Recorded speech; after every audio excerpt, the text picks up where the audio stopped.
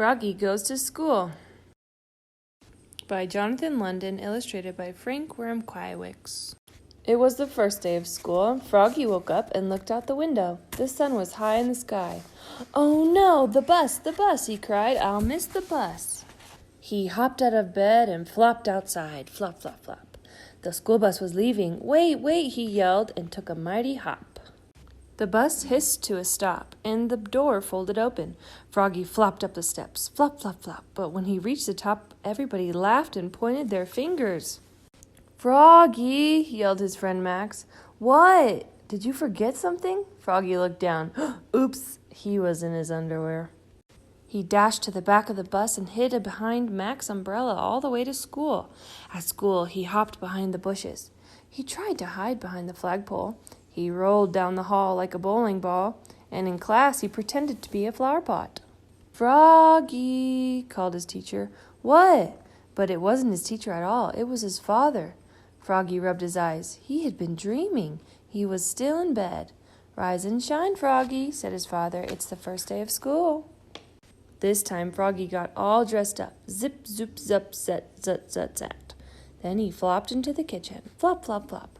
He tried to pour milk on his bowl of flies, but the carton flew out of his hands. "You're just nervous about school, Froggy," said his mother. "Everybody is the first day." "Not me," cried Froggy. And together they leapfrogged all the way to the bus stop. Flop, flop, flop. At school, Froggy found his name tag on his table. He liked his name. It was the first word he knew how to read. It was the only word he knew how to read. "Froggy." He read it louder and louder and louder. "Froggy," cried his teacher, Miss Witherspoon. "What?" "Hush, dear, it's time to pay attention." But it was hard to pay attention. He squirmed. He looked out the window at the falling leaves. He felt like a leaf. Falling. Plop! He fell out of his chair. Oops! "Kindly stay in your seat, dear," said Miss Witherspoon. "We'll sit on the floor at circle time." At circle time, Miss Witherspoon said, "Now, children, today I'd like you to tell us what you did last summer. Who wants to go first?" Froggy shouted, "Me, me, me, me." And so did Max. Miss Witherspoon went clap, clap, clap, clap, and everybody went clap, clap, clap, clap with her. Then they grew very quiet. "Now, one at a time," said Miss Witherspoon. When Froggy's turn came, he jumped up and said, "Last summer I learned how to swim," and he sang, "Bubble, bubble, toot, toot, chicken, airplane, soldier." Everybody jumped up and joined in. Bubble, bubble, toot, toot, chicken, airplane, soldier. When, in walked the principal, Mr. Mugwort. "Bubble, bubble, oops," cried Froggy, looking more red in the face than green. Mr. Mugwort glared at him.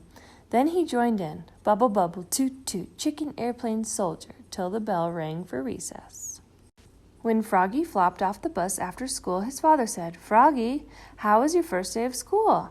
"Great," said Froggy. "I taught the principal how to swim." That's nice," said his mother. "But where's your lunch box and baseball cap?" "Oops, I left them at school."